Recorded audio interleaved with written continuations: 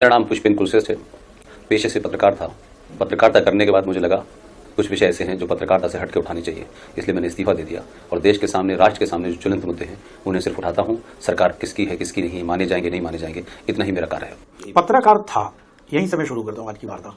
पत्रकार था, फिर क्यों नहीं रहे?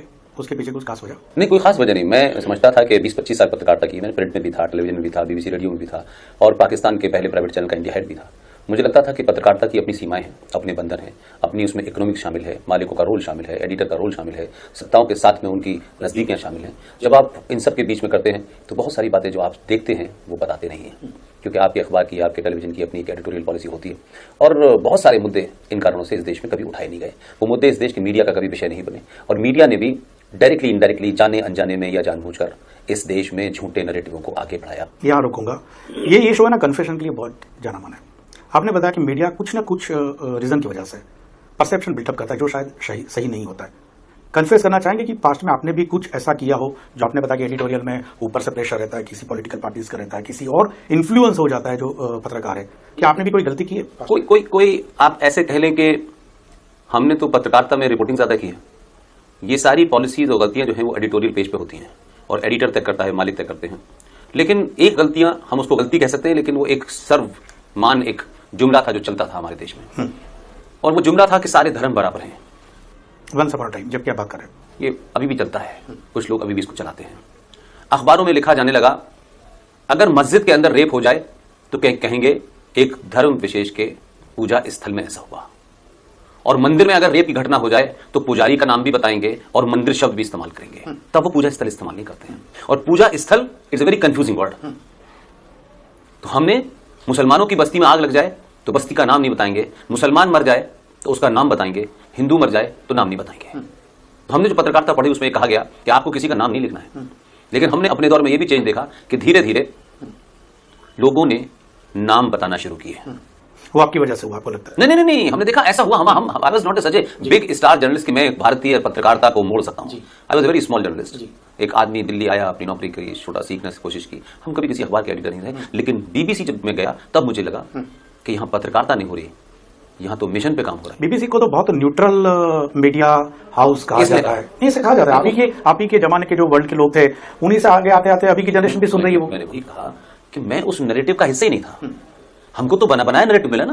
बीबीसी बाइस नहीं हो सकता, बीबीसी न्यूट्रल है। जब ये शब्द थे तो आपको न्यूट्रल का ज्ञान ही नहीं था। आपको लगता था शायद यही जो मापदंड तय कर रहे हैं, ये जो लीग तय कर रहे हैं, यही फाइनल है। जब आप ज्यादा समझदार होते हैं तो ये सीधा सवाल मैं पूछने की कोशिश करूंगा कि आपको लगता है जो आपने बताया कि जो एक वक्त एक जमाने में जो होता था, आपने बताया कि अब भी होता है, तो अभी जिस तरह से प्रेजेंटेशन चेंज हुआ है, कई लोगों का यह भी कहना है कि अभी और कोई ग्रुप इन्फ्लुएंस कर रहा है मीडिया को। Is it so? देखिए, दो चीजें होती हैं, एक होता है किसी चीज की इंटरप्रिटेशन और एक होता है information. If you are giving wrong information तो आपकी इंटरप्रिटेशन भी गलत होगी। अब जो लोग इन्फॉर्मेशन ही गलत दे रहे हैं, लेकिन एक अखबार का एडिटर, बड़ा नाम, भारत सरकार उसको पद्म विभूषण भी देती है, मैं थोड़ी देर के लिए बता रहा हूं, अखबार का एडिटर होते हुए फ्रंट पेज पे यह खबर अगर छपती है कि आगरा से सेनाएं दिल्ली की तरफ कूच कर गई हैं और दिल्ली के अंदर तख्ता पलट होने जा रहा है, ये छोटी मोटी खबर नहीं है। उस अखबार के एडिटर ने माफी मांगी। उस अखबार के एडिटर ने कभी स्वाभाविक तौर पे कहा कि मैं ये झूठी खबर छापी थी, किसी के कहने पे छापी थी, किसी एजेंडे के तहत छापी थी। इतनी बड़ी खबर जिसके इंटरनेशनल डायमेंशन हो सकते हैं, लोगों ने अपने राजनीतिक आकाओं को खुश करने के लिए इस देश में एक अनार्की पैदा करने की कोशिश की। किसका एजेंडा था? जो किसी और अखबार ने खबर नहीं छापी, कहीं नहीं आई ये खबर, लेकिन वो क्रांतिकारी अखबार है। उसके बारे में कहा जाता है कि हमेशा एस्टेब्लिशमेंट के खिलाफ रहा है।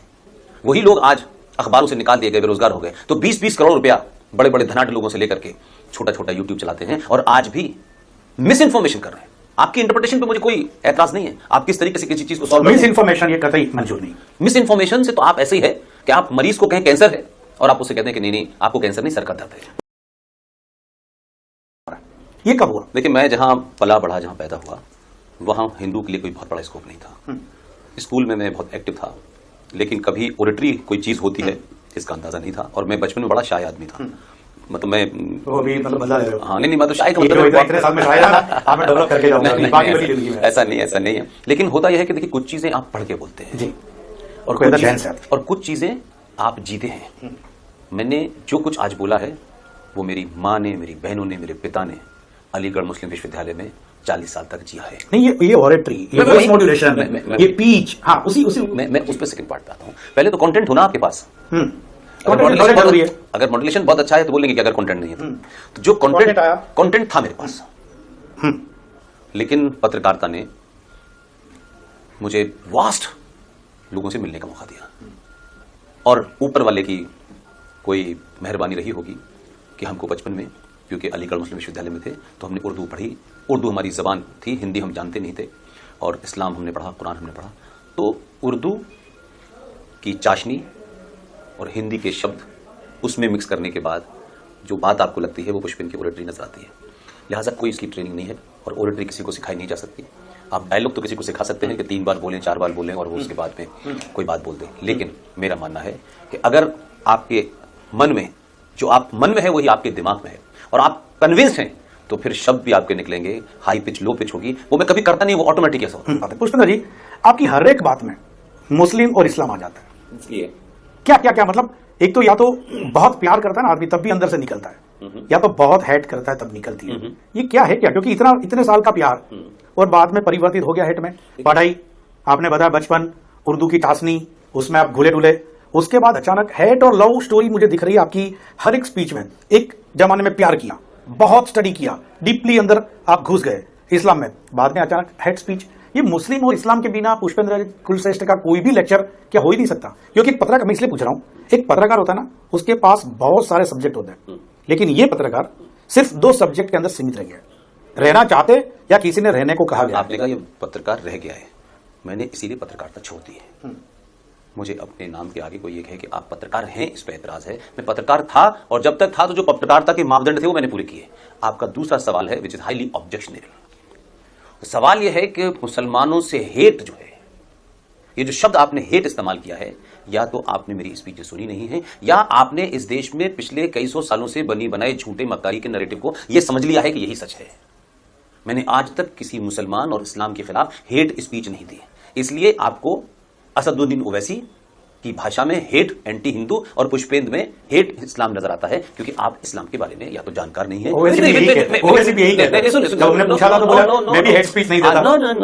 हेट स्पीच है तभी मुकदमा हुआ है, अकबरुद्दीन के खिलाफ मुकदमा हुआ, वो हेट स्पीच के कारण हुआ, भारत के संविधान के उल्लंघन में हुआ। मैंने आज तक एक भी हेट स्पीच नहीं दी, और हेट स्पीच का जिस दिन मेरे ऊपर मुकदमा होगा, मैं साबित करूंगा कि मैं कौन सी बात कहां से कह रहा हूं और किस संदर्भ में कह रहा हूं। मैंने कभी नहीं कहा कि 15 मिनट का टाइम दे दो मुसलमानों को, हम बता देंगे क्या है। यह है हेट स्पीच। मैंने यह कहा कि कुरान, जिसको मुसलमान संविधान से भी ऊपर मानता है, उस कुरान की 24 आयतें, जस्टिस जेड लोहात, जो भारत का एक मजिस्ट्रेट था, जस्टिस था, उसने कहा, यह रिकॉर्ड पे है, 31 जुलाई 1986 में उन्होंने कहा कि कुरान शरीफ में 24 ऐसी आयतें हैं जो अपने फेलो सिटीजन, उस देश में नास्तिक आस्तिक मूर्ति पूजकों को हत्या करने का आदेश देती हैं। अगर ये नहीं हटाई गई तो भारत में क्या, दुनिया में कभी शांति नहीं हो सकती। मैं उस जस्टिस की बात को रिपीट कर रहा हूं। अगर इसको कोई हेट स्पीच समझता है तो जस्टिस जेड लोहात पे मरणोपरांत मुकदमा चलना चाहिए। मैंने कभी नहीं कहा कि मुसलमानों को मार करके पिंड छुड़ाया जाए। मैं ये पूछना चाहता हूं सिंपल, आप मुझे बताएं कि मुसलमान भारत की सुप्रीम कोर्ट को नहीं मानेगा? अगर ब्राह्मण का सुप्रीम कोर्ट को नहीं मानेगा तो मैं भी ये कहूंगा कि आप कौन होते हैं सुप्रीम कोर्ट को ना मानने वाले? अगर सुप्रीम कोर्ट है, भारत का इंस्टीट्यूशन है, तो आपको मानना होगा। आप उससे ये तो कह सकते हैं फैसला मेरे हक में नहीं आया तो मैं नाराज हूं, लेकिन फैसला अगर याकूब मेनन पे आएगा, सजाए मौत का आएगा, तो आप ये नहीं कह सकते हैं कि याकूब मेनन की जुडिशियल मर्डर हुआ है। फिर तो हर आदमी इस देश में, हर गुंडा कहेगा कि मुझे सजा, मुझे जाति के नाम पे मारा गया, मैं यादव था इसलिए मारा गया, मुझे बनियारा ठाकुर था, तो जुडिशरी का फिर मतलब क्या हुआ? तो याकूब मेनन की फांसी मुसलमान की फांसी है, याकूब मेनन की फांसी जुडिशियल मौत है। और अखलाक, एक आदमी गाजियाबाद में उसे भीड़ मारती है, मैंने बार बार ये कहा, वो भीड़ ने जस्टिफाई काम नहीं किया, गलत है। लेकिन एक आदमी का मरना, तो इस देश में मॉब लिंचिंग होती है, अखबार छापते हैं, मीडिया छापता है।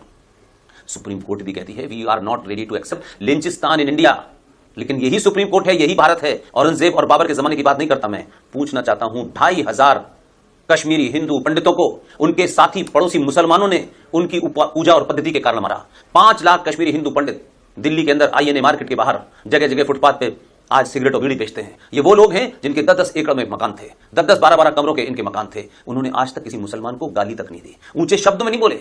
कश्मीरी हिंदू पंडितों का सबसे दानिश्वर आदमी, सबसे बुद्धिजीवी आदमी, उसे जब उठा के बाहर लाए और चाकू से दोनों उसकी आंखें बाहर निकाली, और जब यहां गोली मारी तो बेटा खड़ा हुआ था, दिल्ली में रहता है। 2 दिन बाद लोगों ने कहा कि ये कर क्या रहे थे, जाके देखा तो उनकी टेबल पर कुरान मजीद खुला हुआ रखा था और वो उसका कश्मीरी में ट्रांसलेशन कर रहे थे। अगर ये कहना हेट स्पीच है तो मैं इसे एक नहीं करोड़ों बार कहूंगा। हजारों लाखों बार कम। बचपन की कई यादें मेरे हिसाब से बाहर निकलती है, कुछ रिएक्शन एक्शन कहीं पे होता है क्या? स्कूल कॉलेज टाइम पे, जैसे आपने बताया कि अलीगढ़ मुस्लिम यूनिवर्सिटी में आपने पढ़ाई की, अलीगढ़ में स्कूलिंग भी वहीं पे की, पैदा ही वहीं हुआ। हाँ वही तो क्या आपको लगता है कि ऐसे कोई हादसा हुआ था कुछ जो बात रिफ्लेक्ट होती है, या तो फिर इतना स्टडी करने के बाद आपको ये ज्ञान हुआ कि इसमें इतना इतना गलत है? कोई ऐसा हादसा भी हुआ था क्या? अगर मैं बता रहा हूं कि ये शो जाना जाता है जो आप तक कहीं नहीं बताई, ऐसी बात बताने के लिए। देखिए, मैंने कुरान शरीफ, जो हिंदू झूठे इस देश में बकवास करते घूमते हैं कि उन्होंने कुरान शरीफ पढ़ा है, मैंने वैसे नहीं पढ़ा, हमारे कोर्स का हिस्सा था। मैंने बगनबेरिया की डंडी मौलाना साहब की पिटाई से पढ़ा है, और हमारे दोस्त चाहे सरमद हों, चाहे जमाल हों या दूसरे हों, उनके साथ पढ़ा है, और जो वो पढ़ा है वही याद है, और वही आज भी कह रहा हूं। और हादसे की बात यह है, तो हादसे तो इस देश में हजारों